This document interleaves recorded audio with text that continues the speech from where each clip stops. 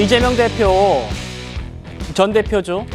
불법 대북 송금 의혹으로 기소된 뒤에 수원지법이 아니라 서울에서 재판을 받게 해달라고 병합 신청을 냈던 것 기억하실 겁니다. 그런데 조금 전에 대법원이 이걸 기각했어요. 그러니까 이재명 전 대표한테 수원에서 재판 받으라는 겁니다. 자, 하나하나씩 살펴볼 텐데요. 박상수 변호사님, 대법원은 결정문에 일단 기각시킨 사유는 밝히지 않았습니다만 어떤 이유 때문으로 좀 추정을 해볼 수 있겠습니까? 일반적으로 이 병합은 뭐 반드시 해야 되는 건 아닙니다. 그래서 이제 전반적으로 이렇게 봤을 때 이 토지 관할이라 그러는데 이 두 사건을 병합할 때는 이제 피고인 이익, 그다음에 이제 사건 규모, 그리고 재판 진행 상황 이런 것들을 종합적으로 고려를 하는 거죠. 그렇게 해서 이제 판단을 한 거고, 이렇게 봤을 때 굳이 이 두 사건을 병합시켜서 그렇게 한다고 해서 피고인의 이익에 특별히 위배될 것은 없고, 오히려 지금 재판이 너무 지연되고 있지 않습니까? 그러니까 이렇게 지연되는 것보다는 그냥 이제 별도로 재판을 진행하는 것이 오히려 낫겠다라고 그렇게 대법원이 판단한 것으로 보입니다. 예. 자, 이번 대법원이 이렇게 기각을 하면서 이재명 전 대표는 이화영 씨 그리고 김성태 전 회장의 재판을 맡았던 수원지법 형사 11부의 재판 진행을 받게 됩니다. 김진욱 대변인님, 이 수원지법 재판부는 아시는 것처럼 이화영 씨 그리고 김성태 전 회장한테 모두 유죄를 내린 이번 대북 송금 관련해서요. 그런 재판부이기 때문에 이재명 전 대표 입장에서 상당히 좀 부담스러울 수 있을 것 같습니다. 뭐 그럴 수 있죠. 일단 지금 그 수원지법의 신진우 부장판사가 이화영 전 그 경기도 평화부지사에게도 1심에서 유죄를 선고했고요. 또 9년 6개월의 형량을 선고하지 않았습니까? 예. 그리고 엊그저께는 김성태 쌍방울 회장에게도 대북 송금 관련해서 뭐 그뿐만 아니라 여러 개가 같이 있었습니다만 1심 선고를 하면서 3년 6개월의 형을 선고한 게 있어요. 근데 내용적으로 아마 이 신진우 부장판사가 이 내용을 정확하게 많이 알고 있다라고 할 수는 있겠습니다만, 문제는 지금 그 이화영 전 평화부지사의 역할, 이 부분에 있어서 이화영 부지사가 주도적으로 했다라고 하는 역할, 또 거기에 이재명 전 대표는 당시 도지사로서 이화영 전 부지사에게 관련된 내용에 대한 보고를 받은 바가 없다라는 부분을 가지고 지금 다툼이 있을 수밖에 없는 상황이기 때문에 이 부분에 있어서 신진우 부장판사가 예. 어떻게 보면 이재명 대표에 대한 유죄 심증을 이미 갖고 재판에 임할 수 있는 거 아니냐 하는 뭐 그런 부분들은 좀 부담스러울 수 있겠지만, 이 부분에 있어서 신진우 부장판사도 아마 객관적인 증거와 법리를 가지고 이 부분에 대한 재판을 앞으로 진행해야 되는 상황이기 때문에 예. 앞으로 이 상황은 굉장히 이재명 대표 입장에서 보면 별로 이렇게 유리한 상황은 아니다. 그러나 이재명 대표도 이 부분에 있어서는 상당히 얘기를 할 수 있는 부분이 있어요. 다만 지금 나와 있는 객관적 증거들, 이런 것들이 이재명 대표의 그 논리를 뒷받침할 수 있는 부분이 어느 만큼 있는지, 이 부분은 앞으로 치열한 공방전이 예고되는 대목이다, 이렇게 보여집니다. 김 대변인, 그러니까 지금 이 신진우 부장이 아마 이 대북 송금 사건의 최고 전문가라고 지금 불릴 정도로 아마 방대한 그런 수사 기록들 다 검토했던 그런 판사이기 때문에 이재명 대표가 재판 들어가면 좀 신속하게 결정이 날 수 있다라는 법 쪽의 시선이 있었는데, 그렇기 때문에 이재명 대표가 좀 재판을 지연하기 위해서 아니면은 이 신진우 부장의 재판부를 피하기 위해서 병합을 냈었다라는 지적도 있습니다. 어떻게 저는 발언하시겠어요? 그렇게 보지는 않아요. 왜냐하면 신진우 부장판사가 각각 김성태 회장이나 혹은 이화영 전 부지사의 재판을 담당하면서 아마 이 분야에 대해서 많은 부분들은 이해했을 거라고 봅니다만, 문제는 이 과정 속에서 이화영 전 부지사가 이재명 전 대표, 당시 이재명 지사에게 얼마만큼의 보고를 했는가, 이 부분이 가장 중요한 거 아닙니까? 예. 이 부분에 있어서 지금 이재명 전 대표는 굉장히 일관되게 부인을 하고 있고, 이화영 전 부지사가 주도적으로 이 부분을 담당했었다라고 얘기를 하고 있는 부분이 있기 때문에 아마도 그 김성태, 이화영 이 두 사람의 관계는 많은 부분을 신진우 부장판사가 이해했을 수 있습니다만 지금부터 다뤄지게 되는 부분은 이재명, 이화영 관련된 부분이기 때문에 이 부분에 대해서는 사실 어떤 미리 심증을 갖고 시작하면 안 되는 거잖아요.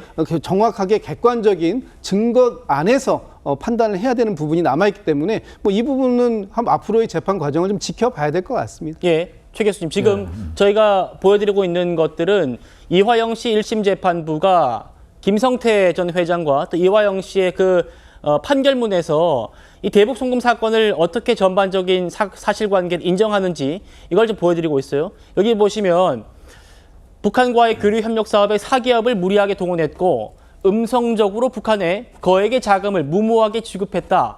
지금 이게 김성태 전 회장 재판 그 판결문에 있었던 내용이거든요. 저게 이제 사례금 보기 충분한 이런 얘기들도 있었습니다. 그러니까 저게 북한의 이 쌍방울 그룹의 필요에 의해서가 아니라 경기도의 필요에 따라서 쌍방울이 대납했다 이 얘기잖아요. 대북 송금의 그 요지가 그거 아닙니까? 대납했다라는 거예요. 대납했다. 그 쌍방울 그룹은 대납함으로써 향후 사업의 주도권을 가질 수 있고 기업의 이익으로 돌아간다 이런 생각을 한 거겠죠. 근데 지금 어쨌든 이화영 전 무지사나 김성태 전 회장 이 재판을 수원지원이 맡고 있고 당연히 이재명 대표하고는 연결이 돼 있죠. 어쨌든 간에 최종 이재명 대표에 대해서 이게 유무죄가 어떻게 나올지 모르겠습니다만 이화영 전 무지사의 보고를 받았는지 인지했는지 알 수 없겠습니다. 그건 재판이 결과 얘기해 주는 건데 뭐 정황상으로 심증적으로는 알았을 거다라는 얘기는 아무리 해도 소용이 없어요. 그 얘기는 재판부가 결정하는 문제인데 아무튼간 이재명 대표와 이화영, 김성태 이분들과 연관성이 분명히 있잖아요. 전혀 없다고 한다면 이 재판 자체가 성립이 안 되고 제3자 뇌물죄 이런 걸로 기소가 안 됐겠죠. 이재명 대표가. 그렇다면 이재명 대표로서는 당연히 부담스럽죠. 저부터라도 피할 것 같아요. 지금 현재 이 수원지법의 재판은. 그래서 당연히 또 어쨌든 이 재판을 이렇게 다른 서울지법으로 옮기면 아무래도 재판 시간은 좀 늦춰질 거 아니겠어요? 이런 뭐 저런 뭐 여러모로 볼 때 이재명 대표로서는 이 수원지법에서 이 대북 송금 사건이 서울지법으로 병합된 게 당연히 좋겠죠. 그건 당연한 걸 거예요 아마. 단지 이제 대법원에서 바로 이러한 것들을 이제 그 들여다보면서 그 이 수원지법으로 이 재판을 병합하는 거에 대해서 기각한 게 아닌가 이렇게 추정이 됩니다. 알겠습니다. 최 의원님, 지금 사실관계를 법원이 판단한 부분을 저희가 보여드렸습니다. 그러니까 북한에 거액이 간 부분, 거의 갔다는 건 맞다는 거고요. 이화영 씨의 회유가 있었다. 김성태 전 회장이 보낼 때 뭐 이런 등등의 사실관계를 법원이 판단했단 말입니다. 그러면 이제 앞으로 이재명 전 대표 재판에서는 어떤 게 좀 추가로 입증돼야 됩니까? 아니, 쟁점이 조금 달라요. 이제 이화영, 김성태 재판의 쟁점은 대북 송금을 했느냐 안 했느냐, 그 과정에서 외국환관리법을 위반했느냐, 뭐 이런 부분이 주요 쟁점이었거든요. 그 부분에 관해서는 두 사람의 판결문을 보면 아주 상세하게 나와요. 판사의 판단이.